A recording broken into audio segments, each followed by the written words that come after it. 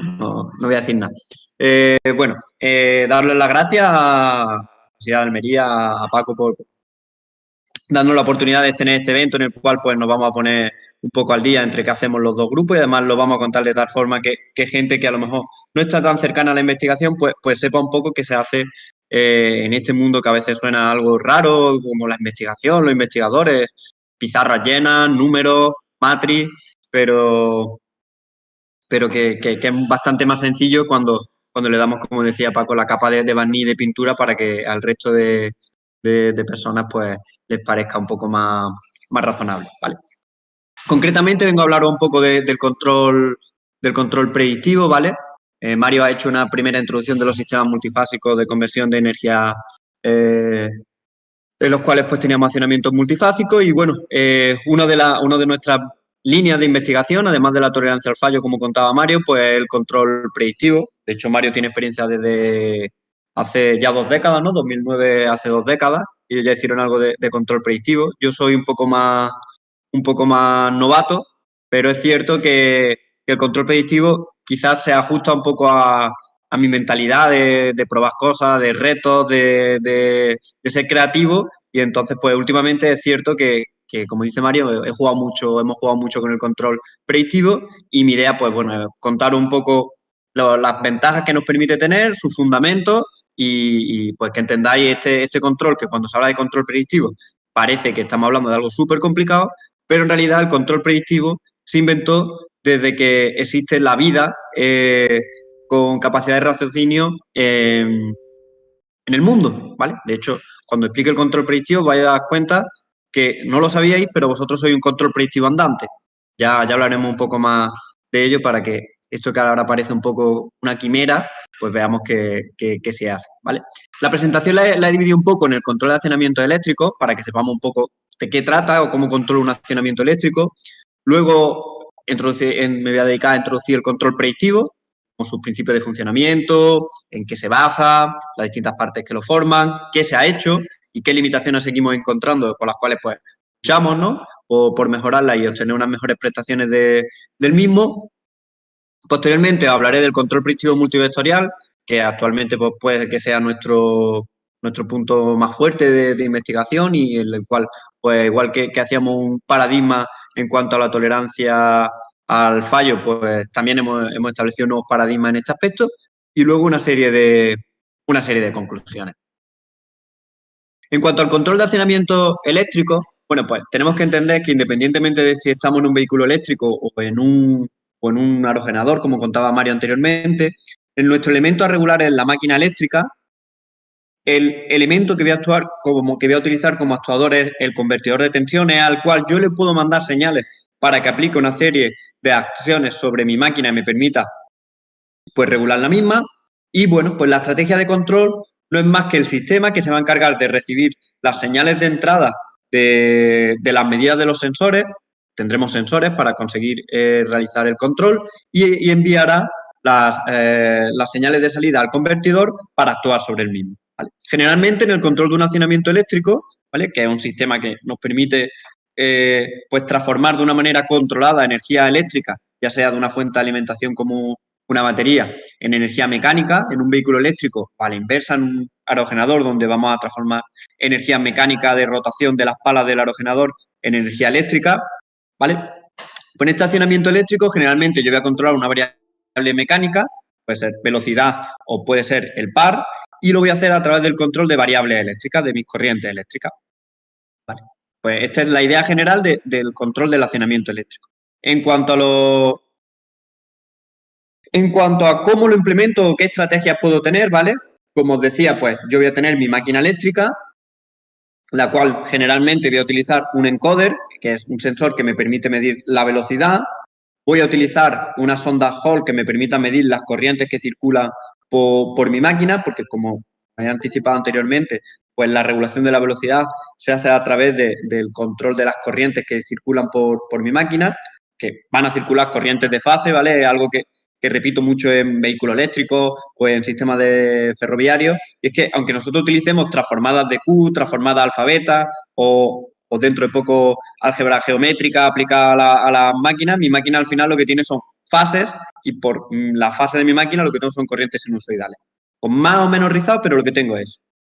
Estas corrientes yo las voy a medir, entrarán a una unidad de control. Por ejemplo, aquí tenemos la parte física de la unidad de control, que es el sistema modular de control que implementamos aquí en el laboratorio, el cual va a tener una estrategia de control implementada. Control vectorial basado en controladores PI, como comentaba Mario anteriormente, un control directo de par, en el cual habrá una serie de controladores de histéresis, o un control predictivo.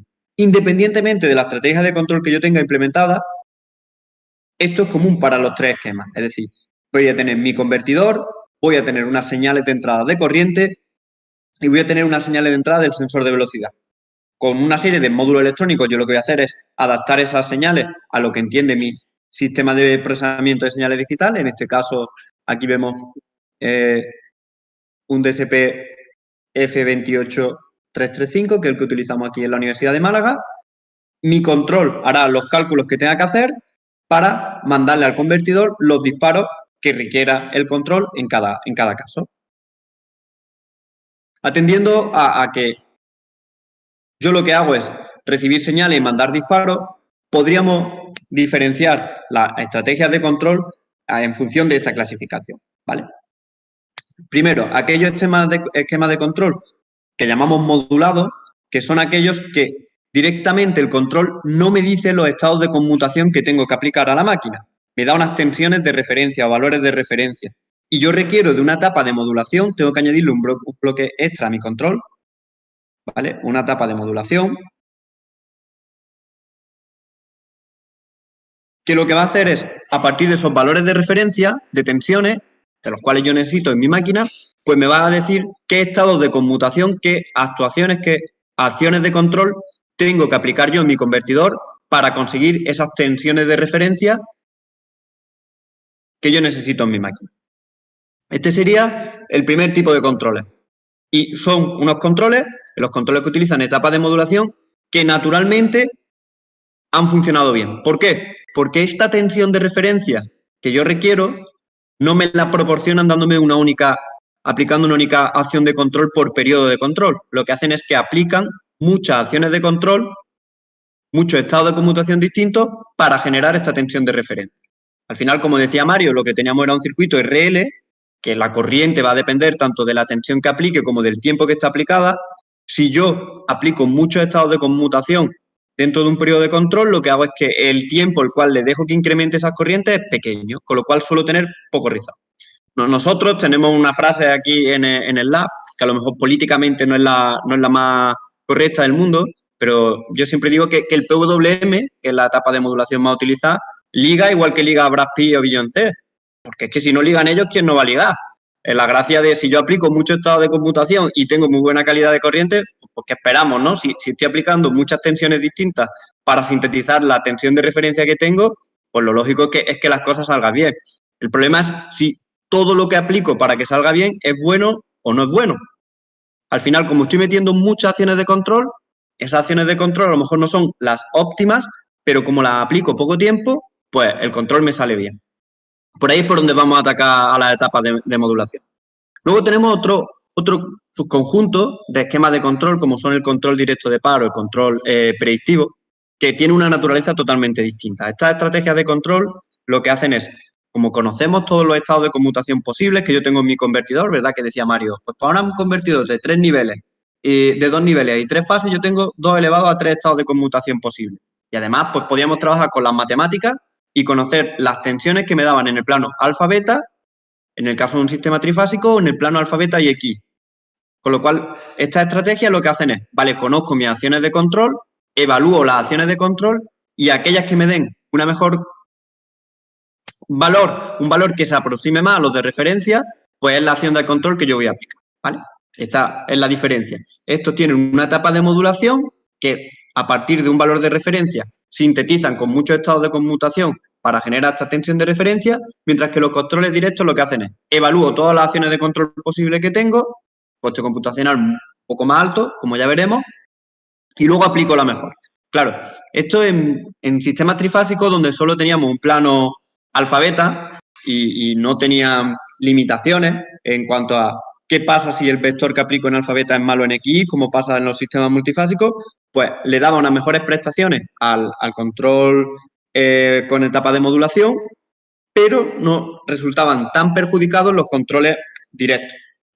Ya explicaremos el por qué resultan tan perjudicados. Sin embargo, si hacemos un ranking, ¿no? A todo el mundo nos gusta hacer un ranking, ¿no? La estadística en Twitch, quién va primero en la liga, quién va a pasar esta noche a la final de la Champions. Bueno, pues al final, cuando la gente hablaba de controles, te decía, vale, está muy bien, el DTC es rápido, además lo ha implementado ABB, tiene aplicación industrial porque depende poco de los parámetros de la máquina. Podemos colocarlo en una segunda posición dentro de los rankings de los controles. Pero está claro que el control número uno es el control con etapa de modulación, el control FOX con controladores PI y etapa de modulación, que la calidad de corrientes que da es increíble. Y luego pues estaban los que trabajaban en control predictivo, como nos encontramos nosotros, que en realidad era un control que casi ni se podía colocar en el ranking, a pesar de tener una serie de ventajas como ahora vamos a ver cuando explicamos el control predictivo, porque decían, vale, está muy bien, el control es muy rápido, te permite meter restricciones, pero la calidad de las corrientes que tiene es un churro. Entonces, ¿a mí qué más me da que yo pueda meter restricciones? Y luego voy a tener una distorsión armónica que no me van a dejar implementarlo en ningún sitio. O la calidad de corrientes que me da es que no parecen ni senos, ¿vale? Entonces, esta es la situación inicial del control predictivo, ¿vale? O de los controles. Y a lo largo de esta presentación, pues, este ranking lo vamos a cambiar. Como os podéis hacer una idea, lo he puesto este ranking para decir que esto seguía siendo así. Ahora lo que vamos a hacer es contarle un poquito los fundamentos del control predictivo, entender cuáles eran sus limitaciones, los accionamientos trifásicos, cómo estas incluso se incrementaban en los sistemas multifásicos y qué soluciones se les ha dado. Si estuviese en clase ya estaría diciendo, ¿nadie tiene ninguna duda? No me creo que estoy enterando de todo. Pero bueno, dejamos las dudas para el final. Hablamos un poquito del control predictivo. Antes os decía que el control predictivo en realidad no es nada que hayamos inventado los ingenieros. Se inventó cuando se inventó la vida. Nosotros somos un control predictivo andante. Y os voy a poner un ejemplo del control predictivo para una máquina de 3 fases, ¿vale? Imaginaros que, yo qué sé, pues que os apetece comprar una isla y que solo podéis aplicar una acción para comprar una isla, ¿verdad? Y decir, venga, pues las acciones que yo tengo es, compro la lotería o estudio un doctorado. Desde luego esa no os va a permitir comprarlo nunca una isla. Aprendo idiomas, aprendo ingeniería, aprendo a jugar al fútbol, me voy al sofá, duermo, aprendo Python, soy emprendedor. Bueno, esa a lo mejor puede dar una acción. Y ahora, en mi modelo, que es mi cabeza, evalúo cómo esas acciones de control me van acercando a mi referencia, a mi objetivo, que es comprarme una isla.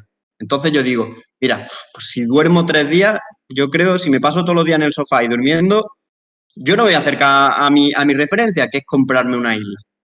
A lo mejor si emprendo, si un día emprendo, otro día duermo y voy combinando esas acciones de control, yo puedo llegar a mi referencia. Solo tengo un objetivo, que es comprarme una isla. Incluso alguien podría decir, mira, es que no necesito dormir, lo que voy a hacer es estudiar, emprender, comprar la lotería todos los días y así me voy a asegurar que puedo llegar a mi referencia. Bueno, pues esto es un poco la idea del control predictivo aplicado a máquinas de 3 fases, donde únicamente tenemos un objetivo, que es comprarnos una isla.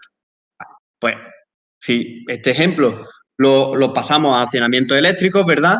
Mis acciones de control, en lugar de ser ese saquito que tenía con mis acciones posibles, yo lo que tengo son los distintos estados de conmutación que yo puedo aplicar en mi máquina, que al final, pues, trabajando matemáticamente, los puedo expresar en el sistema de referencia alfa-beta. En lugar de tener un cerebro que piense, yo tengo un modelo de la máquina, ¿verdad? Los ingenieros nos encanta modelar. En realidad, todo lo que hacemos de ecuaciones que vemos es que cogemos el principio de funcionamiento, cómo se comporta ese elemento que queremos modelar y buscamos unas ecuaciones que me dicen cómo se comporta, ¿vale? Pues aquí lo que hacemos es, cogemos las ecuaciones que me dicen cómo se comporta la máquina eléctrica, evalúo las acciones de control posibles que tengo y aquella que me dé las necesidades de alfa beta, es decir, las necesidades de protección de flujo y par, es la que utilizo. ¿Vale? Pues este, en pocas palabras, es el control predictivo para máquinas trifásicas. ¿Qué nos pasa cuando pasamos el problema al modelo multifásico? Bueno, pues en el modelo multifásico, como bien anticipaba Mario antes, teníamos varios subespacios a controlar. Espacio alfa beta y espacio X. Pues si yo de nuevo vuelvo a querer aplicar una única acción de control, ¿vale? Para satisfacer estos dos subespacios, imaginaros que vuestro objetivo es comprar una isla y al mismo tiempo estás durmiendo todo el rato. Si yo aplico una única acción de control, por ejemplo, dormir, desde luego estoy satisfaciendo claramente esta necesidad, pero estoy olvidándome completamente de la opción de comprarme una isla. Igual que si yo decido, voy a trabajar duro, voy a estar estudiando ingeniería, haciendo Python, siendo emprendedor, pues naturalmente a lo mejor llego a satisfacer mi referencia de comprarme una isla, pero voy a dormir poco. Bueno, en realidad esto, lo de dormir es un ejemplo, pero podríamos compatibilizarlo con la opción de tener una familia, ¿no? Y, por ejemplo, tener una carrera académica de éxito en la Universidad Española. Bueno, pues el caso del control predictivo multifásico, pues lo vamos a extender de igual forma. ¿Qué es lo que va a pasar ahora? Bueno, pues que yo voy a tener muchas acciones de control, ¿vale? Si pienso en mi plano alfabeta, este que tengo aquí, yo tengo 64, ¿vale? En un accionamiento de 6 fases, yo tengo 64 estados de conmutación posibles, 2 elevado a 6, ¿vale? Que me da 64. Y yo puedo evaluarlo en mi modelo predictivo. Lo que ocurre es que si yo quiero tener una producción alfa beta distinta de cero, ¿vale? Para producir flujo de par, y quiero tener unas pérdidas en X nulas o lo mínimas posibles, si quiero tener X cero, esto resulta imposible aplicando un único estado de conmutación. Yo en un periodo de control, por muy bien que seleccione mi acción de control, me va a ser imposible tener una alfa beta distinto de cero y una X que sean nulas. ¿Por qué? Porque todos los vectores activos en las máquinas de 6 fases asimétricas, todos tienen proyección activa en el plano X. Es decir, que cada estado de conmutación me produce flujo y par, pero también me proyecta unos armónicos en las fases de mi máquina que no me van a producir flujo y par. Con lo cual, si yo aplico un único estado de conmutación, pues puedo tener, imaginaros que mi vector óptimo de tensión está aquí, yo podría aplicar el vector 54 y yo puedo satisfacer alfa beta, pero en XY, mi vector 54 está por aquí, yo no voy a obtener una X 0. ¿Qué es lo que ocurre? Pues además se da las circunstancias, como decía Mario, que el plano, la impedancia equivalente del estator del plano X es mucho más pequeña que la del plano alfa beta. Con lo cual, aunque yo aplicase estados de conmutación muy buenos en alfa beta y relativamente buenos en X, porque sean pequeños, como ese plano, pequeñas tensiones producían grandes corrientes, la distorsión armónica que se tenía era enorme, ¿vale? Como hemos, de hecho, la imagen que os mostraba antes de las corrientes de fase del predictivo fueron el primer predictivo que implementamos nosotros aquí en la Universidad de Málaga. Alguien puede estar diciendo, madre mía, entonces esto era una porquería, es decir, el control predictivo no tenía mérito, si no controlaba bien corrientes en X o alfa beta al mismo tiempo. Bueno, a todo esto se llegó después de un cierto tiempo, de hecho, un trabajo en el que Mario es coautor, pues fue el mejor paper del IE cubo del TIE de 2009 porque se implementaba un control predictivo para una máquina de 6 fases, ¿vale? Simplemente el hecho de implementar una nueva estrategia de control que por primera vez en accionamiento de multifásicos, donde las ventajas del control predictivo, que son pues que se pueden añadir más restricciones, ya veremos dónde, que tiene una buena respuesta dinámica, pues encajaban con este tipo de máquinas, pero ya estamos viendo que había una limitación. Y el problema no es que existiese la limitación, ¿vale? Es como cuando te dicen, el problema no es que tengas un problema, el problema es que no sepas que tienes ese problema. Entonces, aquí lo que está pasando un poco es que se pensaba que, bueno, si yo tengo, ya veremos, una función de coste donde estoy regulando también X y alfa beta al mismo tiempo. Yo mi problema de X no lo tengo. El control predictivo sale peor, pero no sabemos por qué, porque en realidad yo estoy regulando alfa, beta y X en una función de coste. Ahora vamos a ver por qué digo eso de la función de coste. ¿Vale? En esta diapositiva os muestro, o se muestra un esquema del control predictivo estándar, ¿vale? El control predictivo estándar para un accionamiento de 6 fases, pues bueno, aquí tendríamos nuestra máquina de 6 fases, ¿vale? Estoy siempre centrándome en el caso de la máquina de 6 fases asimétrica. Tendremos nuestros sensores de velocidad y nuestros sensores de corriente, ¿vale? Y luego, pues, generalmente tenemos un bucle externo de velocidad que nos determina nuestra IQ de referencia, que generalmente tenemos que la velocidad en una máquina está relacionada con esta expresión, donde este es el par de carga, esta es mi velocidad, esta es la inercia, y el par eléctrico, pues depende de la IQ, ¿vale? Con lo cual, aumentando la IQ, yo puedo aumentar el par de mi máquina. Y luego lo que hacíamos es, pues, Y Q de referencia y D de referencia la pasamos a nuestro sistema alfa beta, ¿vale? Y con estas corrientes medidas también pasadas a alfa beta, lo que hacemos es, en un modelo de la máquina, evaluamos las corrientes medidas, el estado de conmutación que yo he aplicado en este instante, la velocidad y obtengo las corrientes que tengo en el instante de tiempo futuro. Una vez que tengo en el instante de tiempo futuro, lo que hago es evalúo todas las acciones de control posibles que tengo en mi accionamiento, que dependerá del número de fases y del número de niveles, y evalúo mis corrientes para 2 instantes de tiempo al superior al que me encuentro actualmente, ahí K más 2. Y ahí tengo una función de coste, donde pues, hay distintas versiones de funciones de coste, como ahora veremos, y aquel estado de conmutación o aquel vector de tensión que me dé el valor mínimo de mi función de coste, pues será el estado de conmutación que yo aplico. ¿Problemas que nos podemos encontrar en el control predictivo? Bueno, pues el primer problema que nos podemos encontrar es que los parámetros de mi máquina no estén bien estimados, que los parámetros de mi máquina varíen en función de la frecuencia de conmutación, que en el predictivo va a ser variable, porque dependerá del estado de conmutación que aplique en cada caso, que las acciones de control que esté aplicando no sean lo suficientemente buenas, es otro problema al cual podemos encontrarnos, que la discretización no sea correcta del modelo, no tiene término integral. Bueno, pues en todo esto se ha estado trabajando en los últimos años en cuanto al control predictivo, pero en realidad el principal problema que tenía es que con una única acción de control, por mucho que tuviésemos una función de coste donde se le daba prioridad tanto a minimizar a alfa beta como a x, con una única acción de control no se podía satisfacer los dos planos, ¿vale? En cuanto a un poquito centrándonos en la parte iterativa en la cual se evalúan todos los estados de conmutación en cada ciclo de control, ¿vale? Imaginaros que si teníamos un accionamiento de 6 fases, ¿vale? Pues tenemos que evaluar 64 vectores distintos en un tiempo que va en torno a los 100 microsegundos, ¿vale? El coste computacional es elevado del control predictivo, por lo cual es otra de las limitaciones que presentaba.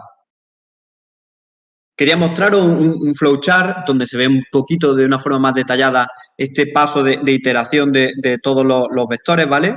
En este caso es un flowchart donde el número de estados de conmutación que se evalúan es solo 13. Ya contaremos por qué solo puedo evaluar 13 estados de conmutación, ¿vale? Pero al final yo lo que tengo es un modelo predictivo de la máquina donde mis entradas son las tensiones, donde mido mis corrientes y lo que hago es, pues, una discretización, que a mí me encanta discretizar, no sé por qué, pero me gusta discretizar. Discretizamos el modelo de la máquina y somos capaces de predecir nuestras corrientes, ¿vale? En función de las corrientes que he medido y del estado de tensión que aplico. Y luego, pues la función de coste simplemente es una función cuadrática en la cual pues añadimos cada uno de los términos que aparecen en nuestro subespacio, corriente y alfa de referencia comparada con la predicha, igual para cada uno de los subespacios, ¿vale? Y bueno, pues se podía añadir o se puede añadir aquí una serie de pesos en función de qué subespacio le demos prioridad a la hora de regular. Todo esto lo utilizan en general todas las estrategias de control predictivo y además, bueno, pues se trabajó mucho en diseño de nuevas funciones de coste, por ejemplo, que minimizasen el coste la frecuencia de switcheo. Por ejemplo, si mi vector que he aplicado antes es el 1111, pues los estados de conmutación que voy a aplicar en el estado siguiente solo pueden tener 2 cambios con respecto al anterior para reducir la frecuencia de conmutación. Bueno, este tipo de cosas se han hecho. Se han utilizado distintas discretizaciones del modelo predictivo, Cayley-Hamilton, Euler. Se han implementado observadores, ¿vale? Diseño de observadores para estimar aquellas variables que no son medibles, por ejemplo, las corrientes del rotor o el flujo del rotor, e incluirla en el modelo. Se han incluido variables exógenas que permitían, por ejemplo, el AST, es un artículo en el cual se hace esto, y se permite, pues, que ese error que existan los parámetros, utilizar una variable exógena que permita compensar su efecto, la inclusión de un término integral, incluso la llegada del Luis Pursuit por parte de la Universidad de Sevilla, que no solo calculaban el estado de conmutación siguiente, sino el tiempo de aplicación óptimo de aplicación de este vector. Todas estas medidas se han aplicado en el control predictivo. Cada una de ellas ha proporcionado pequeñas ventajas a sus prestaciones o pequeñas mejoras. Sin embargo, la realidad en cuanto al control predictivo es que luego cuando lo aplicamos en la máquina trae las corrientes que yo tenía.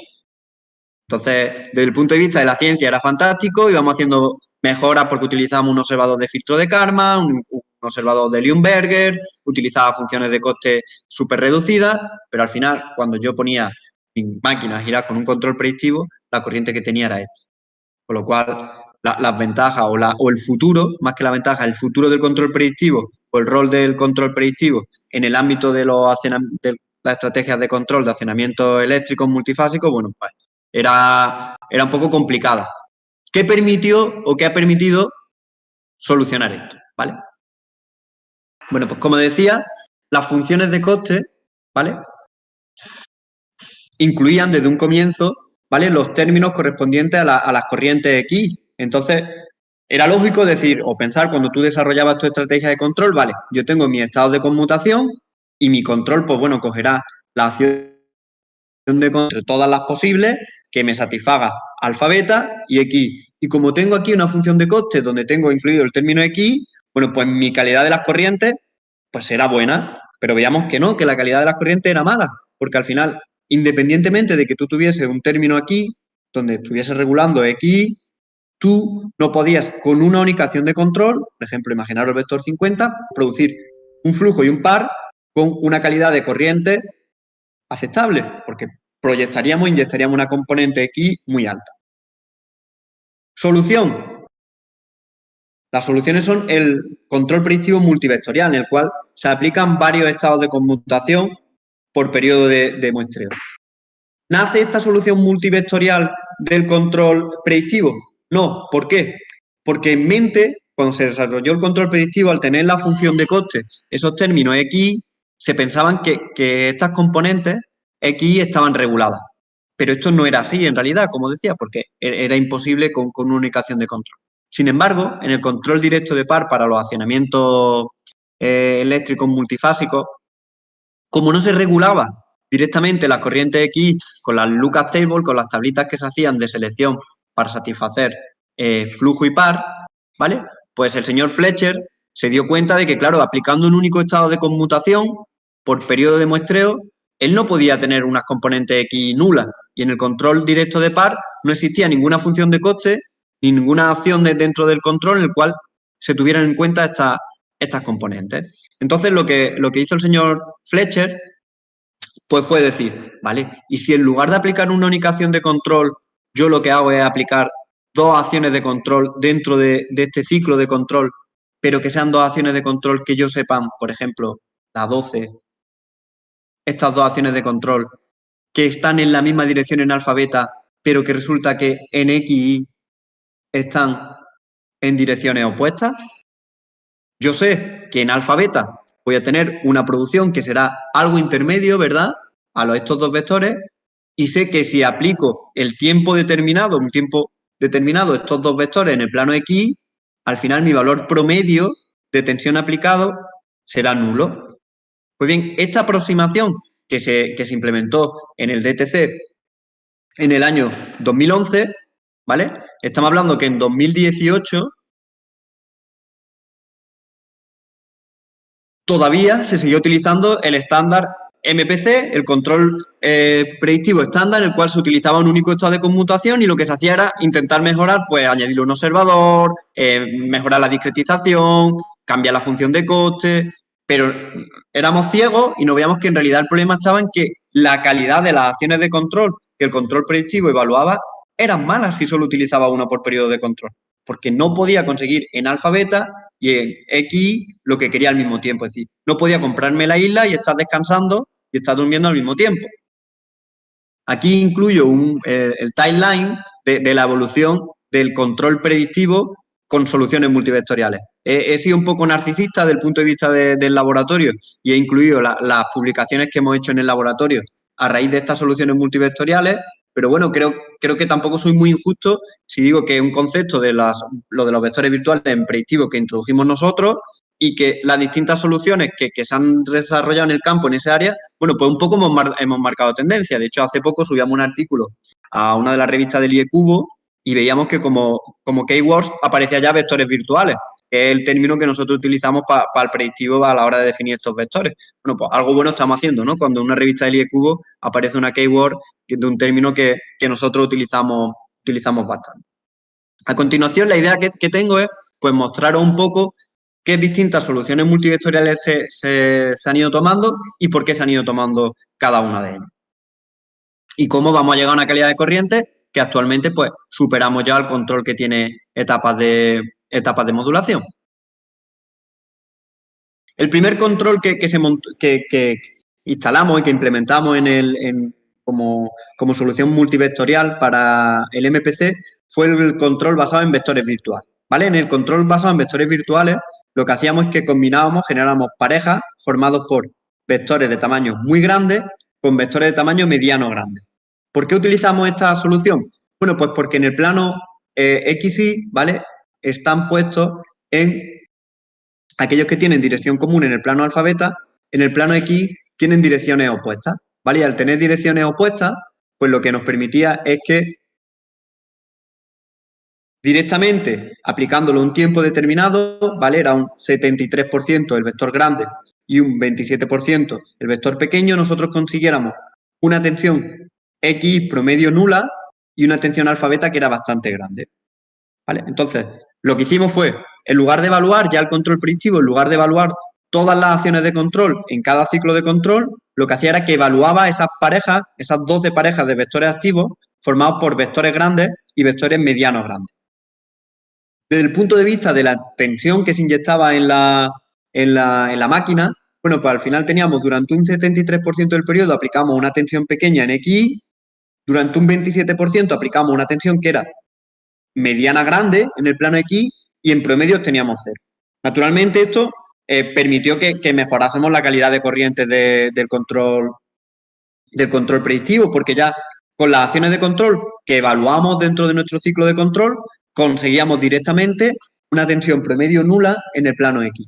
Además, ¿qué nos permitió esto? Bueno, pues nos permitió utilizar un modelo reducido de la máquina, porque como las componentes X ya estaban controladas en lazos abiertos con la aplicación de estos vectores de tensión, el modelo podía ser simplificado, la función de coste podía ser simplificada, no necesitábamos meter los términos X ahí, y además el número de vectores que evaluábamos era reducido, con lo cual el coste computacional, que era otra de las desventajas que exponía antes del control predictivo, pues lo conseguíamos mejorar.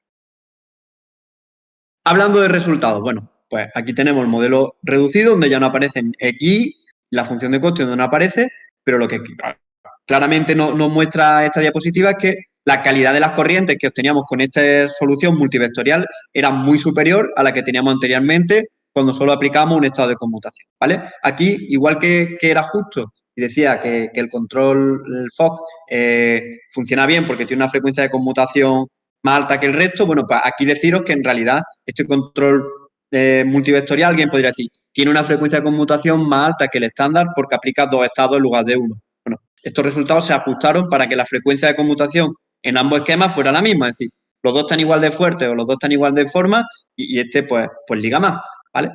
De forma simplificada.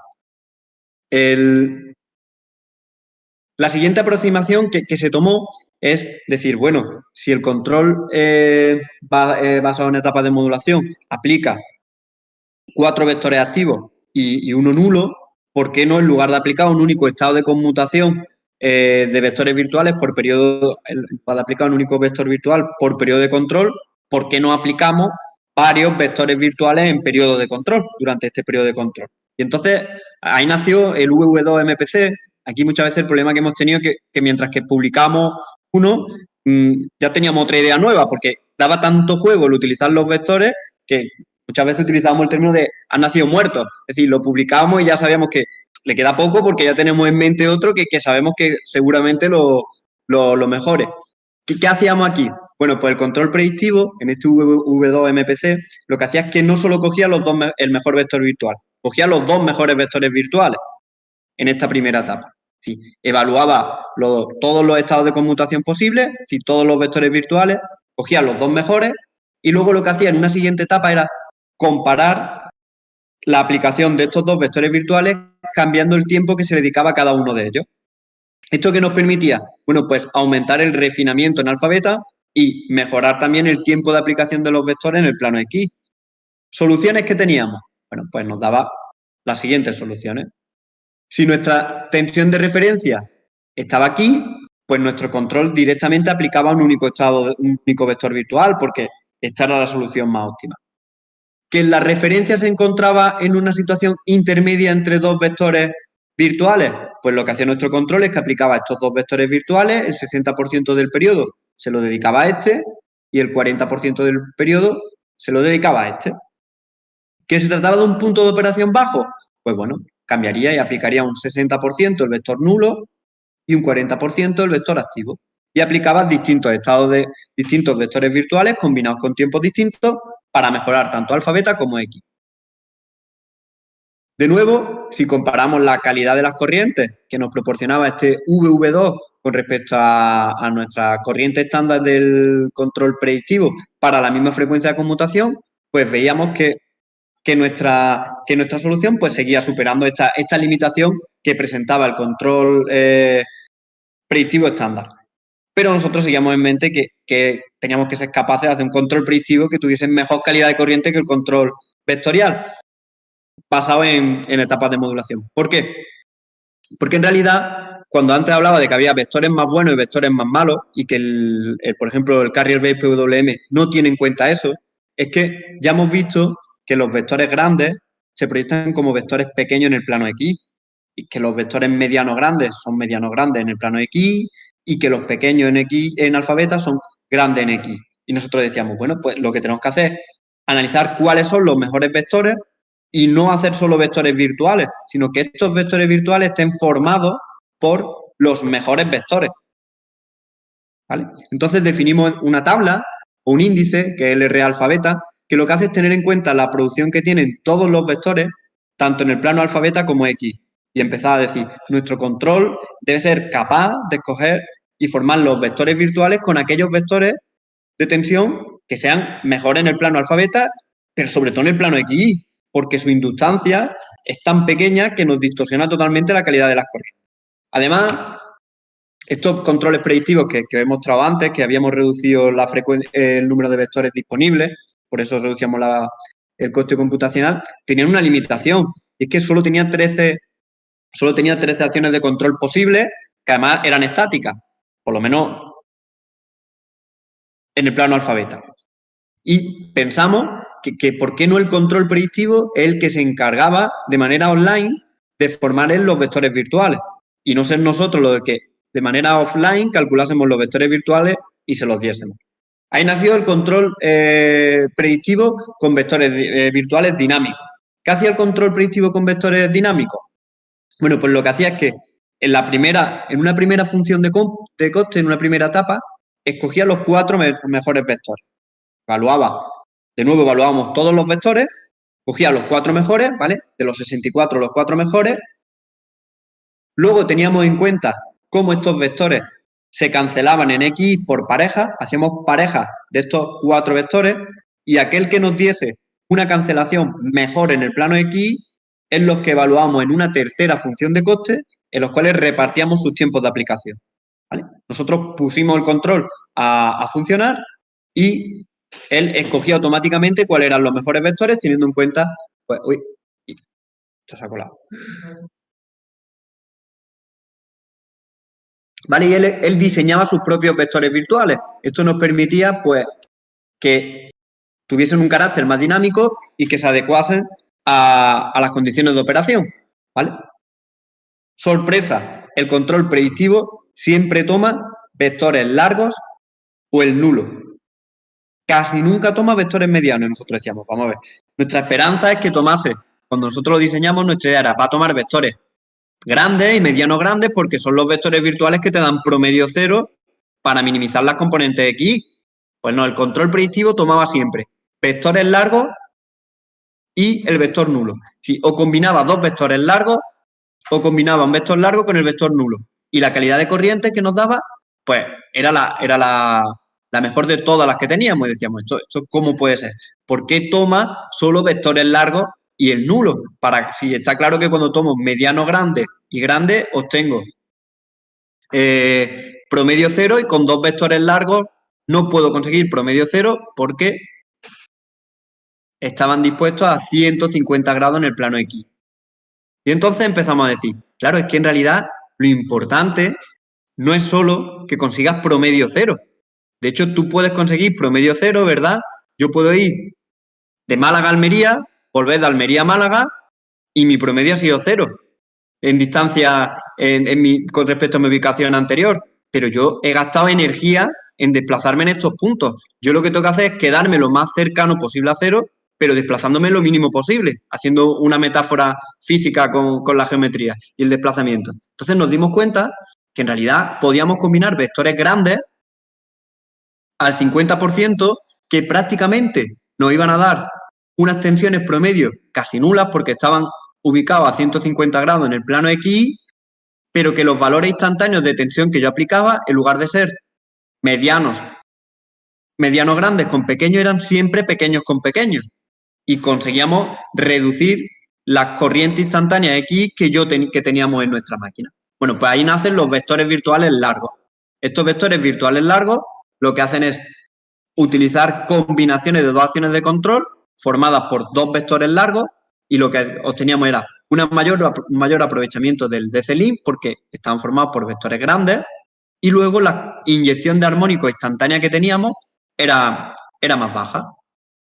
¿Qué ocurría? Bueno, pues aquí está representado en esta imagen.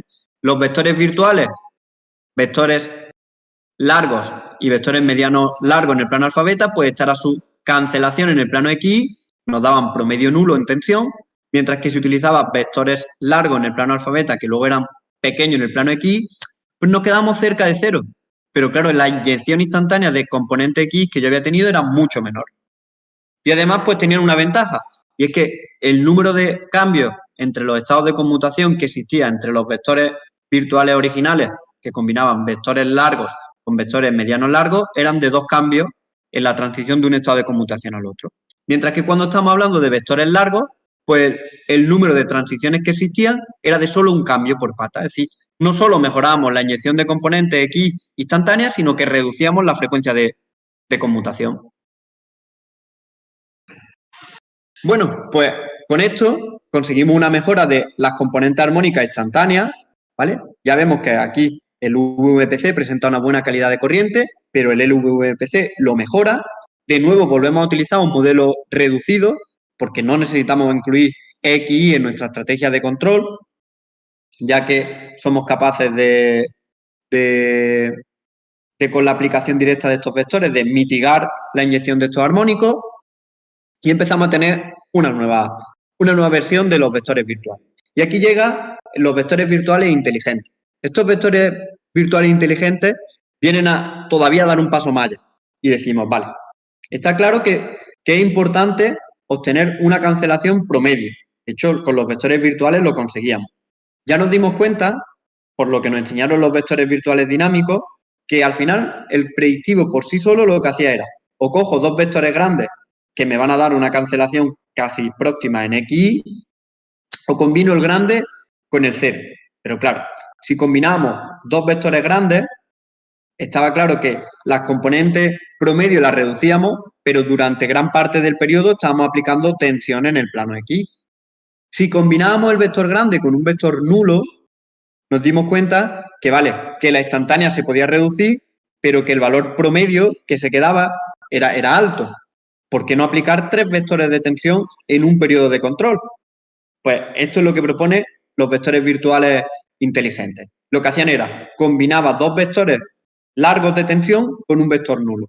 Con esto conseguíamos reducir el tiempo de aplicación de tensión activa en el plano X, que además estuviese un promedio que estuviese cercano a cero y que el resto del tiempo que no necesitaba inyectar tensión alfabeta para llegar a la referencia alfabeta, pues aplicaba el vector nulo para reducir la inyección de armónicos en este plano tan crítico. Bueno, pues este esquema de control es un poco más complejo porque además lo que hacía es que escogía los 3 mejores estados de tensión en una primera etapa y luego, a partir de un algoritmo de ramificación y poda, lo que hacía era calcular los tiempos de aplicación de estos 3 vectores para minimizar el comportamiento X.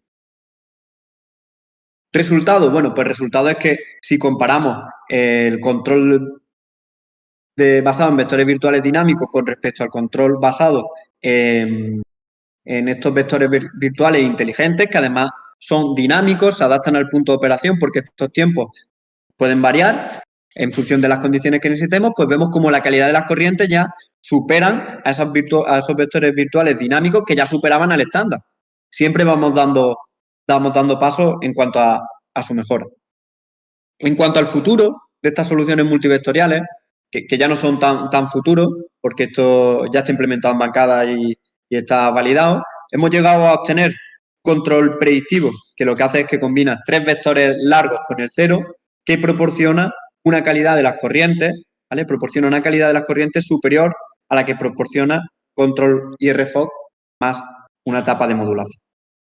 De este análisis primero que hacíamos, y decíamos, el control predictivo está fuera del ranking de comparación con el control IRFOC porque no puede igualar su calidad de las corrientes, ni siquiera puede ser comparable porque son un desastre. Vemos que la utilización de aproximaciones multivectoriales ha permitido que la calidad de las corrientes, que las componentes XY que obtenemos con el predictivo sean superiores a lo que el control IRFOC nos proporciona. Todo esto, como he dicho, son en máquinas de 6 fases asimétricas. La situación cambia si hablamos de máquinas de 6 fases simétricas, donde esos vectores largos, que ya hemos visto que eran buenos en la máquina asimétrica, en la máquina simétrica son aún mejores. ¿Por qué? Porque producen la máxima tensión en el plano alfa beta, es decir, tienen la máxima capacidad de producir flujo y par en el plano alfa beta y son totalmente nulos en el plano X. Con lo cual, si se desarrolla un control predictivo, el estándar, el que aplica un único estado de conmutación, somos capaces de satisfacer relativamente bien el plano alfa beta, que es menos crítico, y obtener al mismo tiempo unas componentes X nulas. De hecho, aquí tenemos la calidad de corrientes, que son pues prácticamente unos senos perfectos, y con una inyección de armónicos pues prácticamente nula. Conclusiones. Bueno, pues como conclusiones podemos decir que este estándar que estaba como definido, ¿no? De que el control IRFOC pues supera al resto porque tiene una calidad de las corrientes mayores, pues ahora debemos cuestionarlo. No decimos que el control predictivo sea mejor. Nosotros no nos casamos con el control predictivo. Es una cosa que hablamos mucho aquí en el laboratorio, que nosotros estamos aquí para contar las cosas, no para vender ni el predictivo, ni el control vectorial, ni el DTC, sino para decir cómo funcionan las distintas estrategias y desarrollar las distintas estrategias. Bueno, está claro que existe una nueva situación originada por estas soluciones multivectoriales, que el control predictivo, que nos permitía meter restricciones en la función de coste o tener una respuesta dinámica más rápida que el control basado en controladores PI, pues ahora es capaz de proporcionar una calidad de corriente incluso superior al control con esta etapa de modulación, y con lo cual, pues, bueno, habrá que analizar hacia dónde tiende esta estrategia en el futuro y cuál nos puede dar una solución más adecuada para las necesidades que tenemos del control. He intentado ir rápido para suplir las limitaciones iniciales de tiempo por los problemas de conexión. Entiendo que quedarán preguntillas por ahí.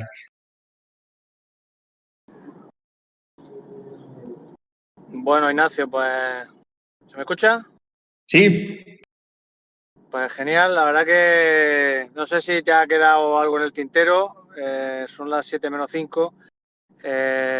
No sé si alguien de los oyentes tiene alguna preguntilla que hacerte por el chat o no sé si hay alguien por ahí. Yo tengo algunas aquí que bueno, son rápidas. Y por ejemplo, mira, has dicho que las acciones de control, o por lo menos he entendido yo, que las acciones de control pues para X y para alfa beta generalmente suelen ser contradictorias en general, ¿verdad? Sí, que si no puedes aplicar acciones de control, si aplica una única sola, que produzcan flujo y par y que te produzcan X nula o X baja. Lo digo porque, claro, el tema de que sean contradictorias es lógicamente pues abono para algoritmos de optimización, ¿vale? Que en su momento lo estuvimos hablando, pero bueno, no sé un poco si vosotros habéis avanzado en el tema de qué algoritmo de optimización pues bueno, estáis usando o tenéis pensado usar. Al final casi es más trigonometría y proyección de cómo los vectores o cómo forman las acciones de control que no necesitan ni casi Porque al final es un problema geométrico. Tú al final tienes las proyecciones que tienen las acciones de control en cada uno de los planos. Por ejemplo, hago una aquí. ¿Vale? Y al final tú puedes estimar qué acciones de control, al final sabiendo cuáles tienen poca inyección en el plano X, es decir, que son los vectores grandes en alfa beta, tú puedes calcular qué tiempos tienes que aplicarle a estos vectores de tensión para que sus proyecciones en el plano X sean aplicadas al menor tiempo posible y el valor promedio que te den pues se acerque lo máximo posible a cero.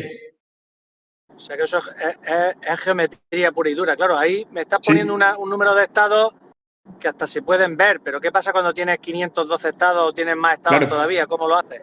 Claro, ahí se complica. Ahí se complica. De hecho, nosotros hicimos vectores virtuales para la máquina de 9 fases de Liverpool, aplicando 4 estados o 2 estados. Y era un trabajo que era más de optimización, que utilizamos matemáticas a la hora de optimizar el problema y en el cual sí que tenías que tener en cuenta, tenías que optimizar el problema. De hecho, en aquel entonces, ahora que caigo, todavía no éramos conscientes de la importancia de los vectores virtuales largos. Solo. Y yo creo recordar que combinábamos vectores largos con mediano largos para conseguir X baja. Seguramente ese sea fácilmente mejorable aplicando vectores largos solo. ¿Y esta parte se puede hacer offline? La parte de optimización, nosotros tenemos dos opciones. Sí, todo lo que precalculamos los vectores se hace offline. Y tú luego lo que haces es que el predictivo, las acciones de control que evalúa son esas acciones de control que tú has calculado offline. Vale, sí. Correcto. Él solo evalúa lo que tú le dices que evalúa. Vale. Es que eso es súper importante, porque mañana cuando Raúl nos cuente cosillas de optimización, si vosotros este tema no lo habéis trabajado mucho, optimización evolutiva, algoritmos genéticos, filtros de partículas, PSO, todas estas cositas, son ideales para encontrar óptimos justo en la generación de vectores virtuales. Porque sí, habría que ir a máquinas de más fases, seguramente. Exactamente. Sí, hombre, cuando son poquitas acciones, un poco ahí a ojo lo sacas, ¿no? Es decir, más o menos la veo que con este, le supo, pero cuando ya tienes tantísimas, podrías tener esa optimización. Vamos, puede ser una línea interesante que mañana la podemos comentar. Luego hay otra cosa también que me gustaría comentarte y es que esto un poco más a nivel teórico. Yo trabajo mucho en teoría de potencia y entonces la teoría de potencia siempre, digamos, tiene dos formas, o sea, dos perspectivas, la perspectiva frecuencia y la perspectiva tiempo. Tú puedes estudiar sistemas estacionarios, régimen senoidal estacionario, régimen no senoidal estacionario, pero bueno, cuando tiene una señal periódica, generalmente pues frecuencia. Y cuando tienes capacidad de cómputo sobrada, pues frecuencia. Puedes calcular armónicos, pero claro, cuando tienes prisa y tienes poquito tiempo de cómputo, pues tienes que meter potencia en el dominio del tiempo, ¿vale? Todo lo que es la famosa teoría de Akagi, teoría de la potencia instantánea reactiva, que bueno, que se usa mucho sobre todo en control de filtro activo. Entonces, cuando hablas de armónicos y cuando hablas de plano XY, ¿vosotros realmente estáis en vuestro sistema de control, estáis haciendo Fourier y calculando armónicos en tiempo real? En tiempo real nosotros estimamos esos armónicos al final están en las corrientes de estos corrientes X, alfa, beta. Al final lo que decía Lipo cuando hacía la descomposición del espacio de estado son armónicos que se proyectan en las corrientes de fase. Y al final tú con las transformadas de Clark coges las corrientes de fase y eres capaz de conocer esas componentes X y esas componentes alfa beta que tienen tus corrientes de fase. Tú entonces en tiempo real estás midiendo corrientes de fase, estás transformando esas corrientes de fase aplicando la transformada de Clark y la estás pasando en corrientes productoras de flujo y par, alfa beta, y corrientes y armónicos que aparecen en tus corrientes que no son productores de flujo y par, armónicos temporales. Pero el tema es que tú no sabes los armónicos, si no computas Fourier, que es un poco lo que a mí la duda que me queda es que, vamos, está claro que todo lo que es en el dominio del tiempo instantáneo, Clark, X, alfa, beta, lo haces. Sí, pero la transformada de Clark te dice de qué orden es armónico. Al final tú tienes en cuenta, cuando estimas la matriz de Clark para una máquina, estimas qué armónicos se proyectan en cada subespacio. Entonces, cuando coges las corrientes de fase y le estás aplicando esas componentes X, pues serán un quinto y un séptimo armónico, dependiendo de la máquina. Por ejemplo, en la máquina de simétrica de 6 fases, en ese plano X se proyectan el segundo y el cuarto armónico, armónicos pares. tú ya sabes a qué armónico pertenece. Pero tú no sabes qué armónico tiene tu corriente si no le haces Fourier. Es mi pregunta. Es decir, si tú no lo calculas en tu DSP, Sí, pero tú no luego sabes qué armónico tienes. si tú le haces Fourier, es decir, tú postprocesas esos datos, imagínate, yo hago mis resultados, ¿vale? Tengo mis corrientes guardadas en un osciloscopio. Y tú luego sabes que la máquina de 6 fases en el plano X se te van a proyectar el quinto y el séptimo. Cuando tú haces Vale, Fourier lo hace a posteriori, correcto, vale, correcto. Ahora sí. y sacas ese armónico, tú ves que los armónicos que te aparecen con respecto a la fundamental, esos X, son el quinto y el séptimo. Tú ves que va a tener un pico en el quinto y en el séptimo. Pero la matriz de Clark ya tiene en cuenta eso cuando tú lo estimas. Sí, sí. Y tú tienes exactamente, digamos, la medida, el tamaño, o sea, la amplitud de cada uno de esos armónicos, porque lo has procesado y, digamos, sabes un poquito lo que tiene ahí, ¿no? Claro. Cuando lo procesas, sí ves ese espectro, pero de forma Vale. predefinida tú ya sabes en cada máquina, qué armónico se va a proyectar aquí, como decía antes Mario, ¿no? Vale, de todas maneras, con permiso, sí. Que de todas maneras hay que tener en cuenta que, al contrario de lo que ocurre con los controles escalares, ¿no? en los cuales tú estás controlando frecuencias, en todos estos controles, digamos que son controles de altas prestaciones, son controles completamente instantáneos, ¿no? Tanto el control vectorial como tú lo que haces es controlar instante a instante, porque de hecho son para aplicaciones altamente dinámicas, en las cuales las cosas muchas veces ni siquiera son senoidales, es decir, el concepto de frecuencia no existe, ¿no? Porque tienes un vehículo que está acelerando, que está frenando, donde puede tener unas respuestas dinámicas brutales, ¿no? Entonces, todos estos controles, digamos, nosotros lo que hacemos son controles, digamos que son instantáneos, ¿no? Completamente. Otra cosa es que después vemos los resultados y cuando la máquina, evidentemente, está en estado estacionario, pues te salen cosas senoidales, ¿no? Pero el control es instantáneo y el cálculo de esos armónicos, de ese THD, es a posteriori, ¿no?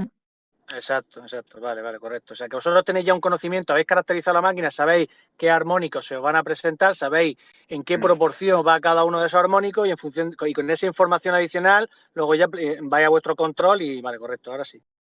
Hay una cosa que digamos que yo no he trabajado, pero que sí se trabaja en accionamiento, que es cuando las frecuencias de conmutación son muy, muy bajas y tienen muy pocas acciones de control, estás trabajando a lo mejor a 400 Hz en vez de trabajar en el rango de los kilohercios, una cosa que se llama la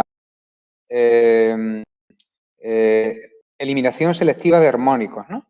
Y que eso sí lo que se hace, digamos, es un cálculo previo de qué armónicos quiero eliminar, y eso se calcula offline. Entonces tú calculas un patrón de conmutación con la idea de eliminar unos armónicos, ¿no? Hay un campo ahí de trabajo ahí que digamos que es relativo a eso.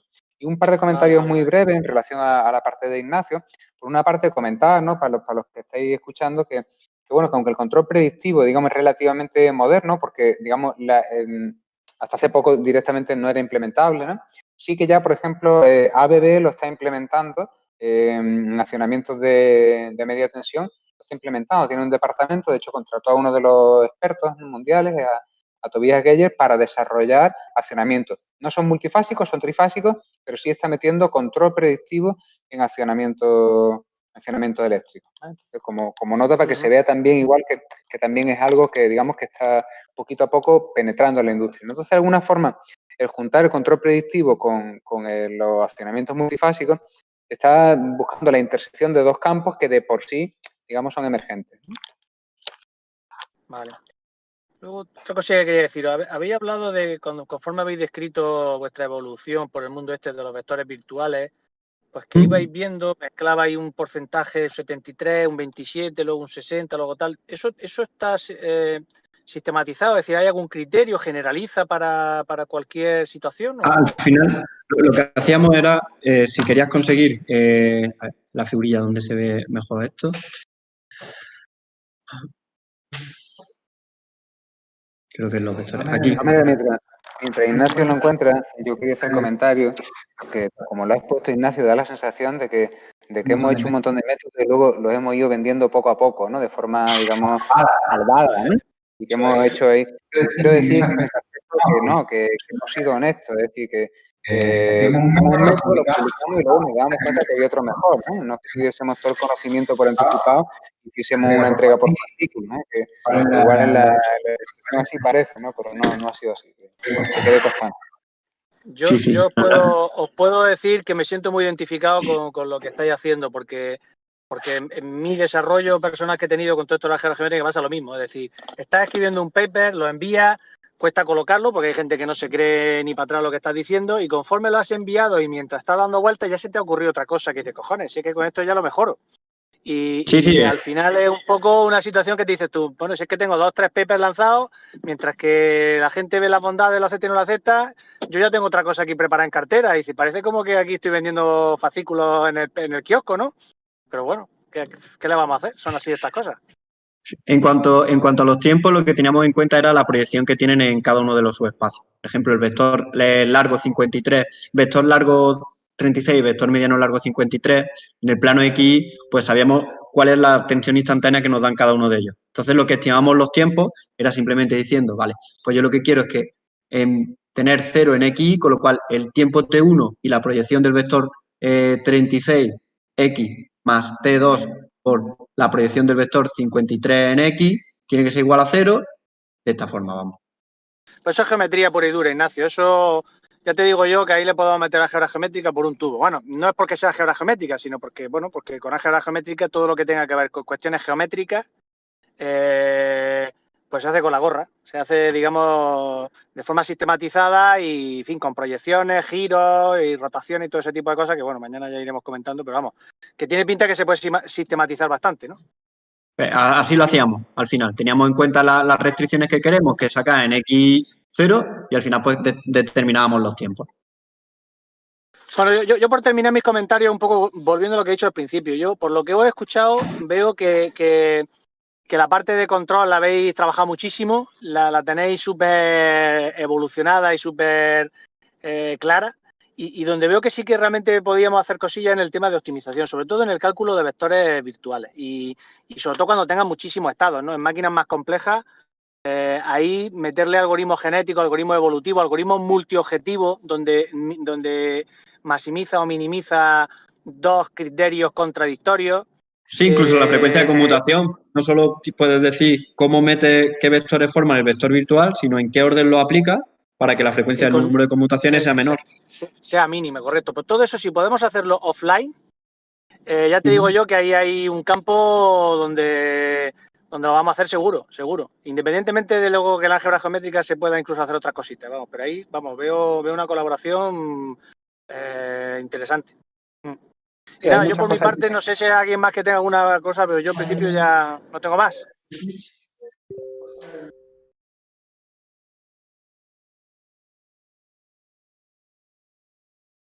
Es una lástima porque Raúl, por ejemplo, que está teniendo problemas de conexión, que es, digamos, la persona que va a presentar la parte de optimización y quizá el que más lo controla, quería haber preguntado alguna cosilla, pero bueno, si acaso lo iremos dejando o bien para mañana o si no para el viernes, para el jueves de brainstorming o de lo que sea.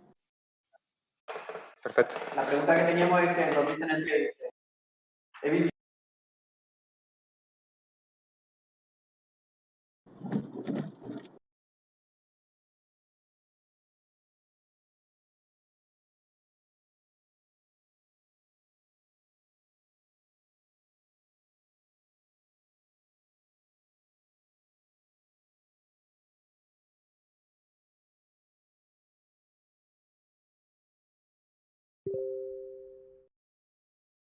Soy yo que no se oye nada. No estoy ¿Ahora? oyendo nada. ¿Ahora sí. me oí? Vale, perfecto. Ahora sí. Que la pregunta nos decía que hacíamos una optimización con un horizonte de control en camas 2. Que por qué el horizonte era tan pequeño. Comentaba que en realidad el horizonte de predicción no tiene por qué estar limitado a camas 2.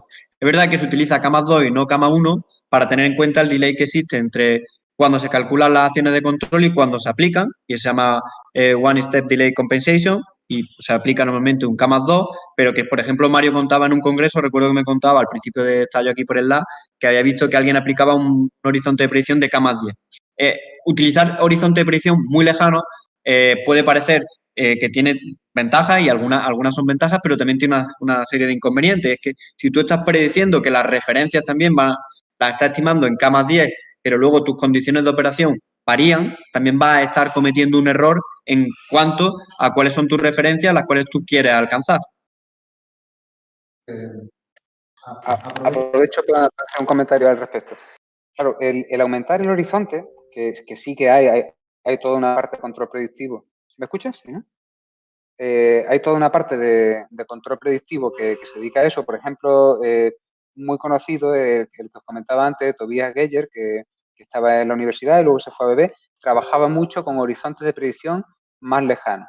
¿Vale? ¿Qué problemas hay con eso? Hay un primer problema, que es que como tú tienes que ir tomando en cada periodo una acción de control, digamos, eso es un árbol que se va bifurcando y que a medida que vas añadiendo un horizonte de predicción más largo, el número de posibilidades pues crece exponencialmente, ¿no? Entonces, si quieres irte a horizontes muy largos, tienes que empezar a aplicar algoritmos de poda, porque es imposible, ¿no? Entonces, el coste computacional aumenta muchísimo, que ya de por sí es alto porque el sistema es multifásico, ¿no? Entonces, si tiene un sistema multifásico, multinivel y además lo que hace con predicciones largas, es muy complicado desde el punto de vista computacional. Pero aparte, yo no estoy demasiado convencido de que las mejoras sean muy altas. Un compañero que está en la Universidad de Sevilla, que es Manolo Araal, que es catedrático de universidad allí también en el área de control, y que de hecho, al hilo de lo que comentaba Paco, escribimos un artículo que se llamaba Trade-off, ¿no? Hablando de precisamente todas esas, digamos, objetivos contradictorios, ¿no? Que es las máquinas multifásicas. Bueno, pues hizo una comparación, digamos, con un algoritmo de predicción más alto, lo hizo con una chavala que tenía por ahí, creo que no lo llegaron a publicar ni nada, y yo le pregunté por curiosidad, digo, bueno, Manolo, ¿cómo sale? Y me dijo, sale casi igual. Es decir, que yo sospecho, una cuestión intuitiva, nosotros no nos hemos metido ahí porque ya digo, la implementación real sería bastante complicado, pero mi sospecha es que la mejora no es muy alta.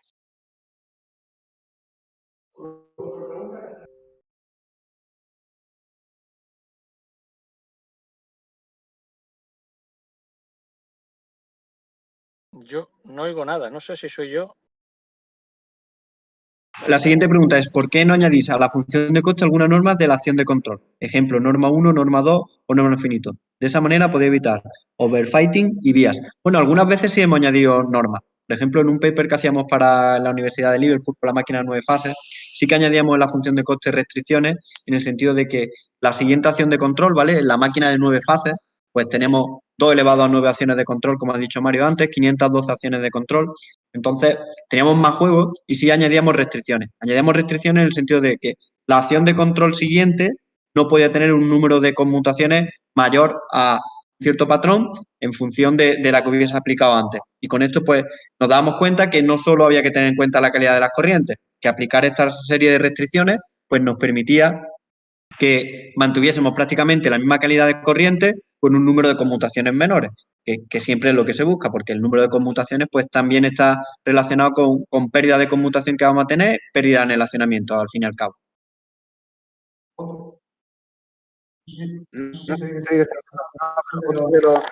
También, digamos, de los trade-offs, ¿no? Que comentaba Paco antes, de ahí, es precisamente que cuando tú aumentas la frecuencia de conmutación, tienes más pérdidas en el convertidor, pero las corrientes tienen menor valor, menor rizado, y eso son menos pérdidas en la máquina. Entonces también, digamos, el tener en cuenta las pérdidas globales del accionamiento de convertidor y máquina, también, digamos, son objetivos de alguna forma ahí que entran en conflicto, ¿no? En los cuales también se puede buscar algún tipo de optimización multiobjetivo, o así como comentaba, ¿no?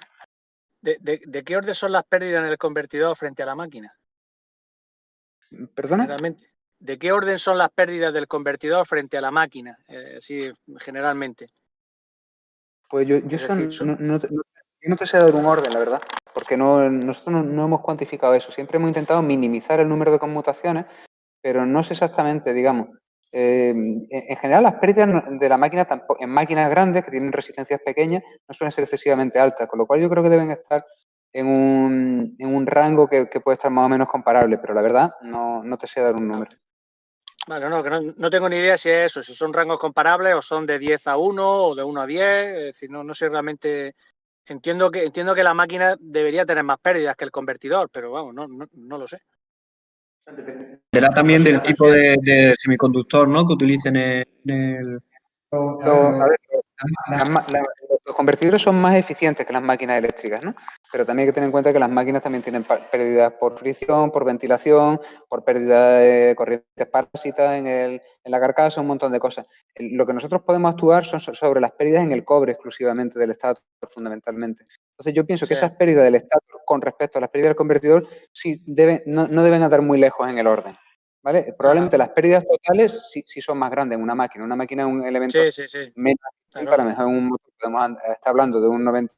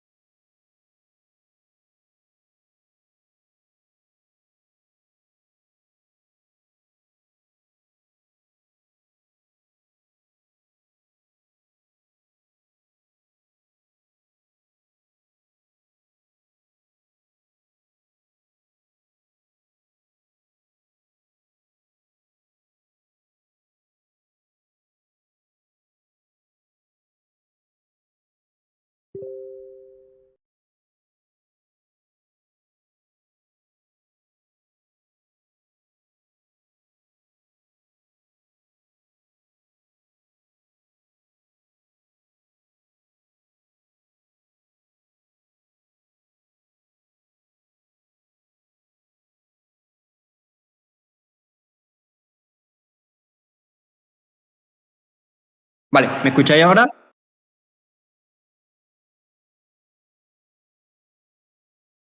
Sí, ahora sí se te oye. Sí Vale. se te oye, sí.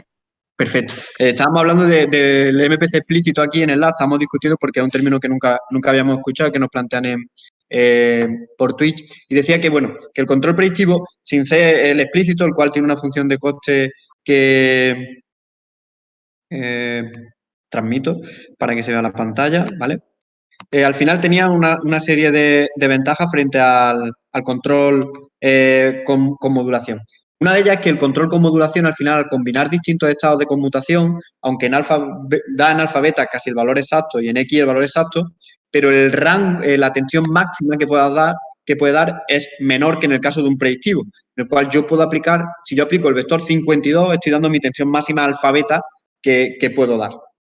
Y luego, en cuanto a la que da esa mayor tensión, además, como utilizas predicciones en K+2 o referencias en K+2, estás prediciendo un poco el futuro, tu respuesta es más rápida y además no necesitas ajustar el control PI para cada rango de operación, ¿verdad? El control vectorial tiene distintos controladores PI para cada una de las corrientes que tú ajustas para que funcionen en un cierto ancho de banda, pero claro, cambios tan radicales, a lo mejor el control no es tan rápido, a pesar de que la constante dinámica eléctrica sea bastante baja.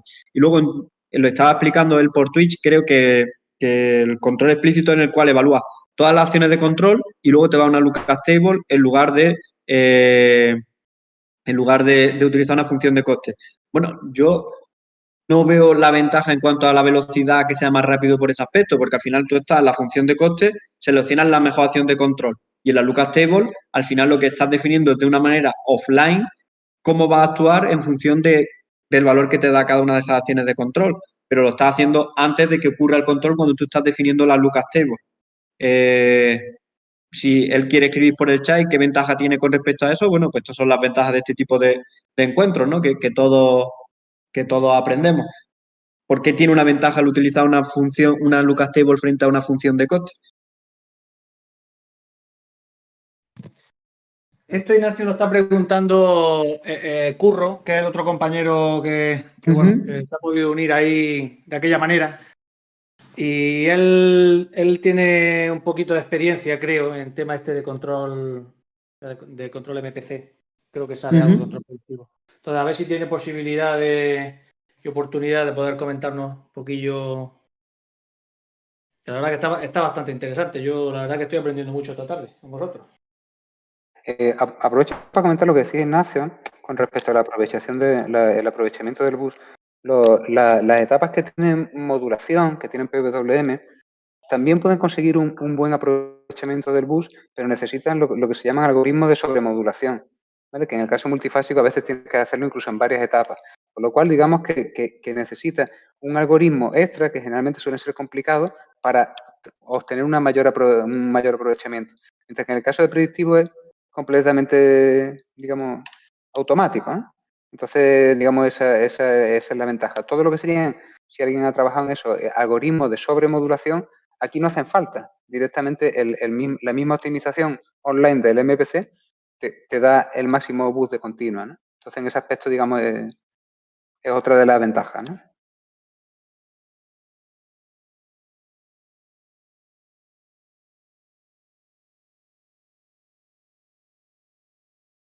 Paco, nos vas cambiando de escenario, ¿eh? El tío tiene atrezo. Ahí va. De pronto aparece con un reloj. Vale, estoy leyendo aquí, ¿no? Lo del Twitch, que lo he puesto ahora en la pantalla. ¿Qué ventaja tiene la lookup table? Lo abro por aquí.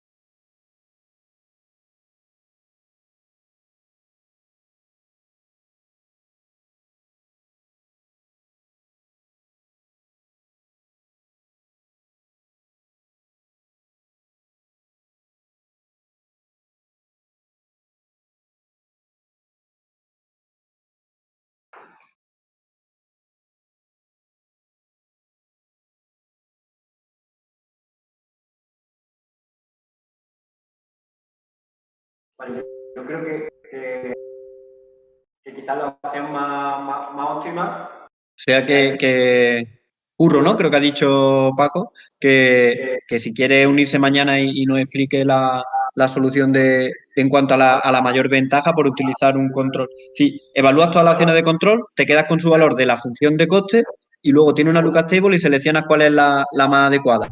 ¿Qué diferencia hay en cuanto a evalúo la función de coste la acción de control y me quedo con la mejor? Yo directamente no la veo. No quiero decir que no sea así, ¿eh? Estoy diciendo que no le veo la ventaja en cuanto a la que sea más rápido el sistema. A ver si mañana Curro puede organizarse un poquillo y que nos cuente el detalle, sí. A ver. Muchas gracias por el comentario. Puede ser. En general, cuando se unen distintos campos, ¿no? Como lo que estamos haciendo aquí en esta charla que ha promovido amablemente Paco, de pronto empieza a ver lo que hace uno, lo que hace otro, y a poco que tenga, aunque se esté un poco avispado, de pronto surgen cosas ahí fáciles, ¿no? En esa intersección de los dos. Así que... Sí. Ellos no lo hacen online. Antes se podía hacer en los congresos y con una cerveza encima de la mesa y la idea fluye mejor. Eso es algo que está científicamente demostrado, el cómo la idea y la intersección de ideas generan networking. Vosotros lo sabéis bien. Ahora, pues bueno, qué lástima, lo haremos aquí. ¿Qué vamos a hacer? Vale, dice Curro que en realidad que no lo hace online, que lo hace cuando tiene en un horizonte CAM más 50. Claro, nosotros aquí, una de las limitaciones que nos encontramos al hacer esto en tiempo real es que el problema se debe resolver en 100 microsegundos. Entonces, el tener que resolver en 100 microsegundos y tenemos unas acciones de control que al final son finitas porque si no, no da tiempo. El horizonte ya veíamos que suele hacer K más 2, incluso para la máquina de 9 fases con un K más 2 no nos daba tiempo ni de evaluar todas las acciones de control posibles. Entonces, creo que las condiciones del problema de tener que hacerlo online a offline, yo creo que cambia. Ignacio, una pregunta ingenua. Respecto al hardware que se ahora mismo o con respecto a una FPGA, ¿habéis usado FPGA o lo que tenéis una FPGA o...? No, nosotros tenemos un DSP de Tesa Instrument, sí, que tiene más de 10 años ya. Ya, de hecho, hay uno de Tesa Instrument que tiene dos núcleos en lugar de uno como tiene el nuestro y pueden operar en paralelo. Vale. Nosotros el hardware efectivamente está en ese aspecto no es de lo último y la FPGA va mucho más rápido, pero también tiene su historia, ¿no? La FPGA, pero bueno. Sí, no. Sí es verdad que llega un punto al cual también le estamos pidiendo una barbaridad, ¿no? Si le estás pidiendo que en 100 microsegundos te calculen 512 iteraciones, te discreticen las ecuaciones, te calculen funciones de coste, te hagan distintos bucles, ¿no? Y que todo eso te dé tiempo para meterlo en 500 micros. Entonces llega un punto en el cual, digamos, directamente no estamos pidiendo demasiado, ¿no? Sí, bueno, es como se suele decir, Mario, dice, ya que vas para allá, pues... Pero bueno, sí, la verdad que sí. Bueno, pues no sé si yo creo que ya nos estamos pasando bastante del tiempo, media horita, creo que tendremos que hacer cosas todos, me imagino. Pues nada, nos emplazamos mañana a las 4 y continuamos un poquito. La idea mía es contaros de una manera muy descriptiva todo lo que pueda la parte esta de álgebra geométrica y mi esperanza es que, digamos, se pueda entender y que podáis empaparos de cuál puede ser el posible beneficio que esto pueda tener.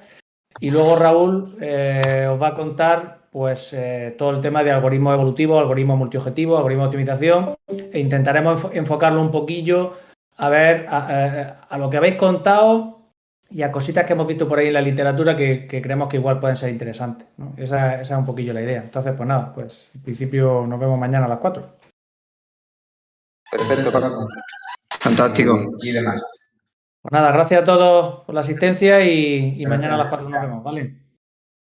Chao. Hasta luego a todos. Chao.